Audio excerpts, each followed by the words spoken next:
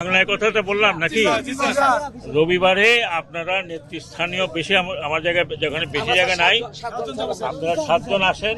আমি এটা নিয়ে যাচ্ছি। আমি থাকলে ইনশাল্লাহ এই বিষয়টা আমরা আলোচনা করব যে আপনাদের কিভাবে সুরাহা করা যায়। বুঝতে পারছেন? এখন আপনারা আমার একটা কথা শুনবেন তো? তাহলে আপনারা হইচই না করে এখান থেকে যান, আমি শুনে নিচ্ছি।